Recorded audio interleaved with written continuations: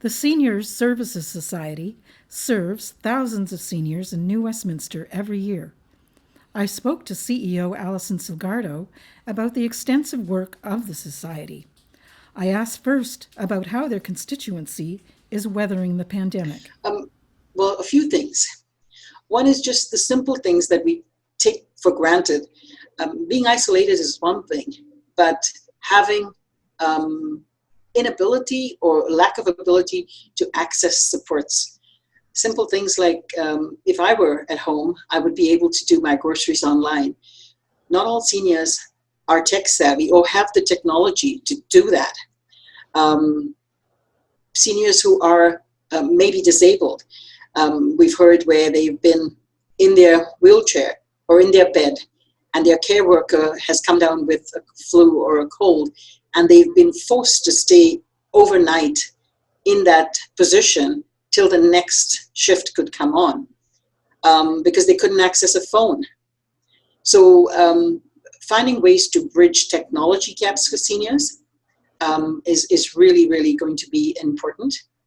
And just enhancing our social connection or supports, because food insecurity, while it has come to the fore now, it's something that has been underlying and prevalent. So definitely those two areas would be a big piece. The other piece is around just a safe shelter. There are no designated shelters for seniors. A number of the current shelter operators in the Lower Mainland are often express a bit of concern if we have a senior that we want to refer to the shelter because they feel that they could be preyed on. So having designated senior shelters would be an important step. Mm-hmm. And so you're already talking to the government about this kind of thing, are you? Yes, we have. Yes. And why has food security become more of an issue during COVID? I guess a couple of reasons. One is just being able to go out and access food because of exposure. So getting to the grocery stores, the costs being escalating during this time a little bit. And just the fear of going out and accessing food. Normally, seniors went out to community centers where they had subsidized meals, and they were able to connect with their friends regularly.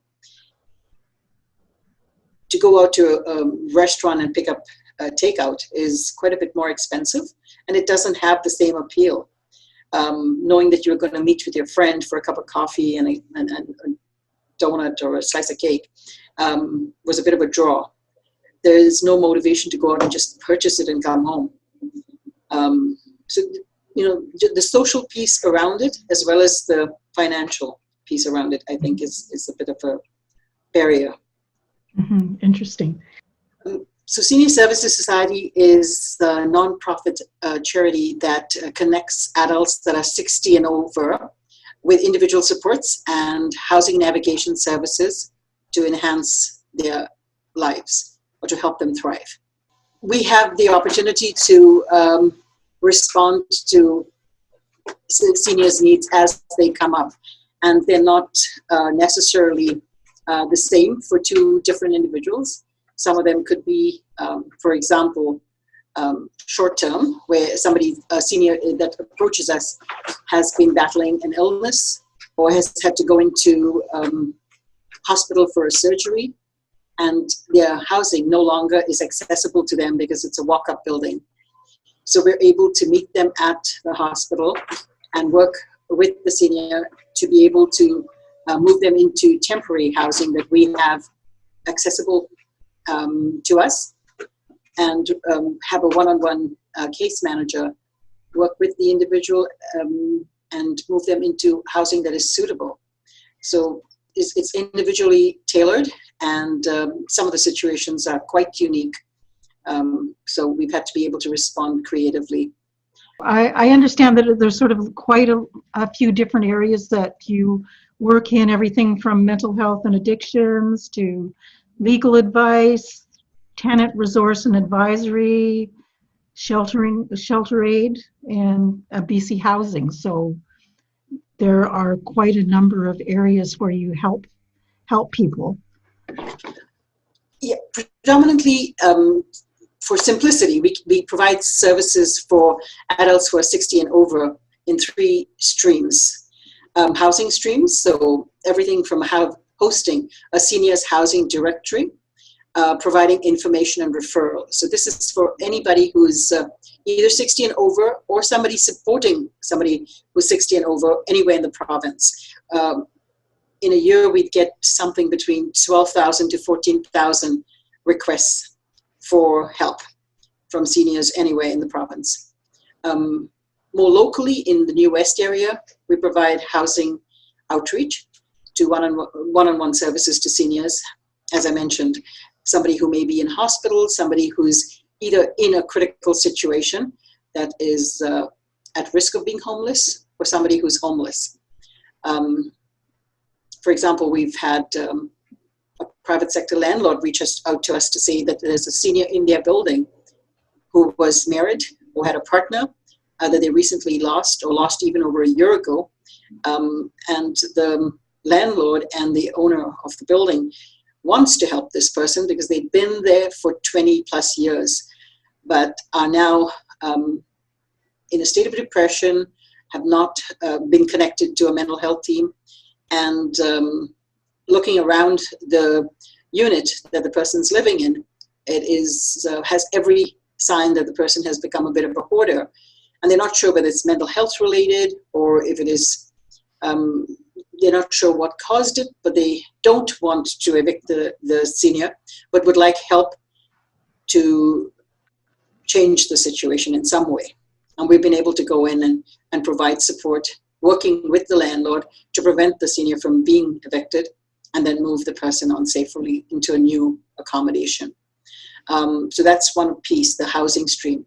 The other piece is around social program and food. So we have typically hot meal program where we've been able to deliver 3 times a week hot meals to seniors, and 2 or 3 times a week take seniors out for a dine out, or either for a lunch out or for a dinner out, or go for a shopping. We're fortunate to have a vehicle, a 16-seater accessible van that has been made available to us through a number of donations through the province, and that allows us to take seniors out. We pick them up from their home, take them out for lunch or for dinner, and able to drop them back. And it's a really nice social environment. We have bus drivers and hosts who will actually call seniors up and remind them to come down on time and pick them up. And it's really a great group to see, and high energy in that group. The third set of services, support services. And that is quite a wide range, from everything from form filling for a senior who needs to apply for services, somebody who's getting to the age where they could apply for SAFER if they needed some help with their rent, or tax completion, to Meals on Wheels, or Better at Home services, which is a whole host of services from grocery shopping to light housekeeping, transportation to medical appointments, or friendly phone calls. And those are what we normally offer. During this month and a half of COVID, ever since March 12th, we've had to pivot and focus on a few services, but that's been our traditional offering that we've been able to provide to seniors. So now when you say you've had to pivot, in what way have you had to pivot? How have the needs changed? How has the organization had to change to deal with this crisis that we're going through? So when we hit March 12th, 2 things happened. First of all, for context, we're a 10-person organization, or 10-person team, staff team, that typically delivers 17 programs with the help of 100 volunteers in community. 99% of our volunteers are over the age of 60, and were no longer able to provide the direct supports that we needed, even though they wanted to. We had to encourage them to actually take care of themselves during this time. In addition to which, our staff team was reduced by about 40% due to personal or family situations that required them to stay home. However, the needs for seniors had increased exponentially as of March 12th. So it was a bit of a juggle. We could no longer do outreach services, but had to focus on the key issues we were hearing, which was food insecurity and grocery shopping, as well as picking up medical prescriptions, which we had never done before, a laundry service, and providing seniors with access to food bank hampers, because normally they may have made their way to the food bank, and during the COVID situation could no longer access the food bank directly. And grocery shopping alone was not an option for them because they needed the support of the food bank to be able to make ends meet. So fortunately in New West, with the help of the city and the task force in the city, we were able to get access to food bank hampers that we were now able to deliver. Also with COVID, our regular supplier for meals had to shut down. All casinos in the Lower Mainland were asked to shut down, and our food service came from a casino in the local area. So with them having to shut down, we had to find a new service provider, and we're very, very blessed to have the BD Group step in and offer to purchase meals for all the seniors that we served. And while they paid for it, they were able to organize with Chef Robert from Global Restaurants to prepare the meals, and then Telus' techs in the Customer Solutions Division of Burnaby New West, they stepped up and said that they would deliver the meals since their vans were on the road anyway. So it has been a tremendous response from community to be able to support seniors, particularly in the New West area, seamlessly. That's excellent. So now, with so many of your volunteers being seniors, how have you managed? Well, about the same time, shortly thereafter, so shortly after the 12th, we had the provincial plan to support seniors rollout, which was Safe Seniors, Strong Communities, under the guidance of the Minister of Health and United Way. It was an integrated plan with BC 211. Senior Services Society is part of that plan, and we were the hub for Burnaby New West. As a result of which we received calls from BC 211, the calls that came to BC 211 every day, that were for both seniors that needed help, as well as volunteers in the community that wanted to help. In addition to which, with United Way's assistance, we were able to get the volunteers fast-tracked to have their reference checks done for the vulnerable sector. So we were able to match volunteers, new volunteers, with seniors pretty quickly. That was a big help. And my hope is that we've now gained a whole bunch of volunteers who would like to continue once the COVID situation settles down. And what about the mental health of seniors? Have you noticed an uptick in, anxiety and loneliness and so on that you've had to deal with? So one of our programs that we had traditionally was the Friendly Caller program, and we had volunteers call seniors that signed up for that program every day and spoke with them. During the last month and a half, our staff were tasked with calling every client of ours, whether they signed up for the program or not. Initially, it was once a week, and then gradually it went into twice a week, just to check in on every single senior and make sure they were okay. Then one of our staff had the idea of sending out cards to seniors who might not otherwise, receive mail from family or friends.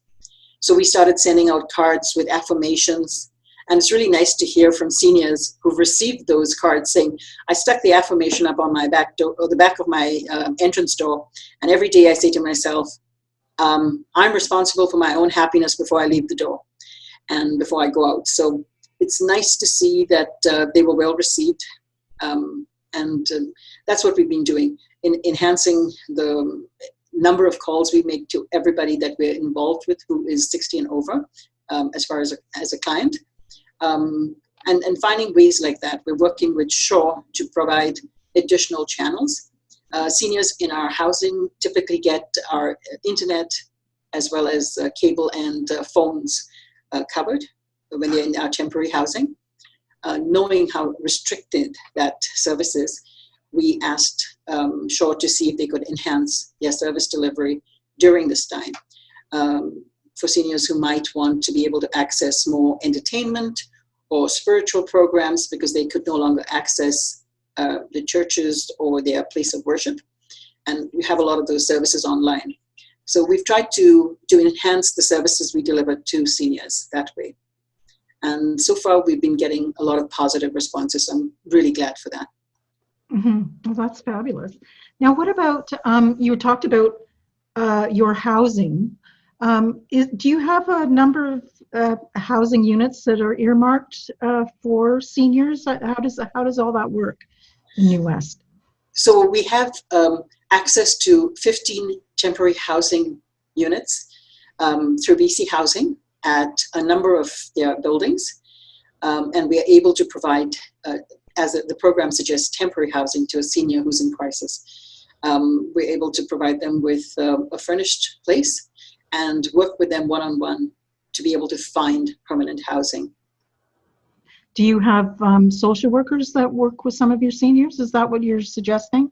Our staff are not social workers, but they are trained to provide a little bit of counseling, support, both to guide somebody who's in crisis, as well as to manage expectations. Sometimes a senior may have an idea that they want to do or want to stay in a place which has no vacancy, and there's no likelihood of a vacancy, but it is a step that is safer and better than their current accommodation, and it would provide them with a little bit of stability. So we try and encourage them.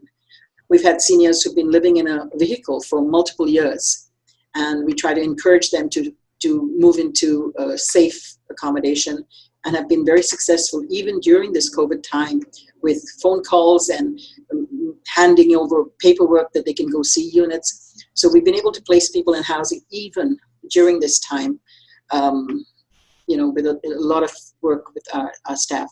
They've been incredible. That's fabulous. Now, are there a number of seniors that are still homeless? Without a doubt. On an average, we get 12 to 14,000 calls a year. Unfortunately, we're not able to provide accommodation to all those seniors. So yes, it is a lot of seniors who are still homeless. And quite often they're seniors who have become homeless as a result of circumstances that have developed in their senior years, because quite often a person who approaches us has worked all their life, and there's been a life-altering situation, the death of a partner or a critical illness that has caused them to become homeless. They have not been used to navigating the system as a whole. They don't know what to do. They are too, I wouldn't say too proud in a negative way, but they don't want to reach out to help. They believe that they need to be helping others. So they're reluctant to accept help. So it takes a little bit to get them to even agree to take help.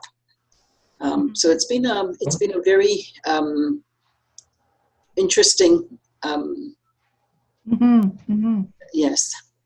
Now, just to get back to the homelessness, are there a number of seniors that are homeless in New West that you know of? Not that we know of. Anybody that comes through the door that we hear of, we try and support to get at least into temporary housing. Right. And it may not be an ideal place permanently, but at least it's safe, secure for now. Right. But we see seniors who are homeless all the time, and we've been able to reach out and ask if they want help. Some do not want help, but a lot of them who do want help have not been able to get paperwork in order, or are not able to, reluctant to share paperwork at some points. So we've got work to do.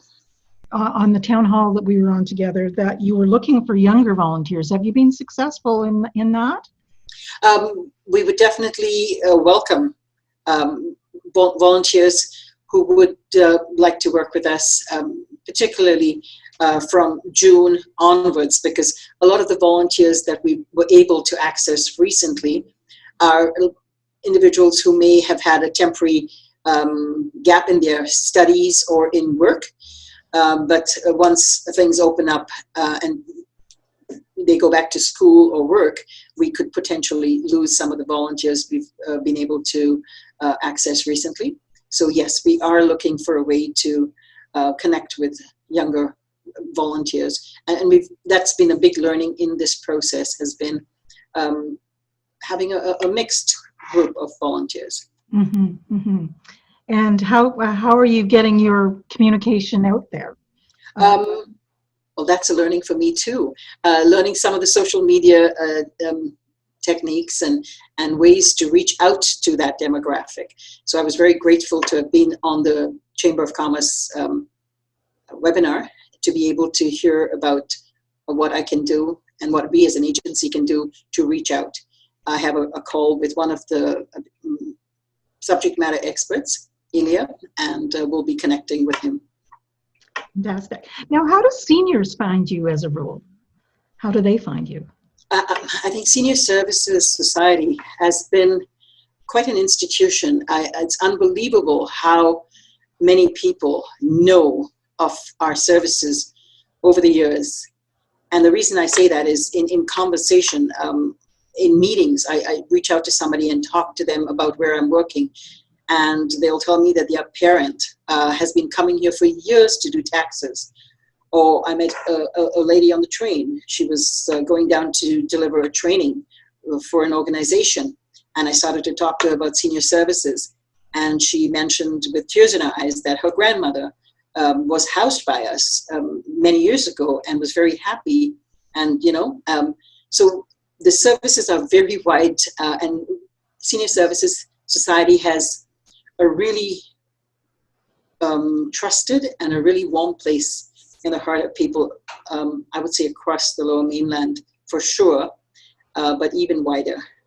Mm-hmm. Isn't that wonderful?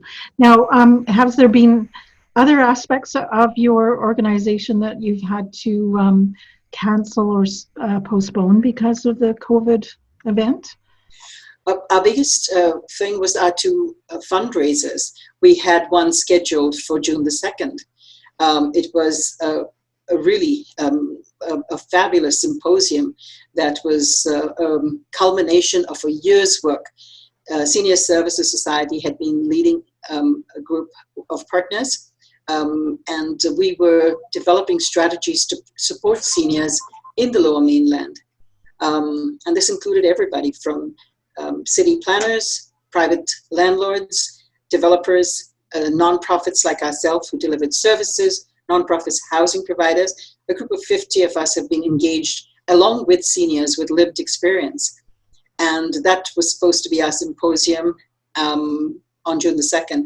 So we've had to rework it, and we are hoping to be able to continue with sharing our learnings in a more virtual format a little bit later in the year. Mm-hmm. Great. And you can also use that as a fundraiser, I would hope.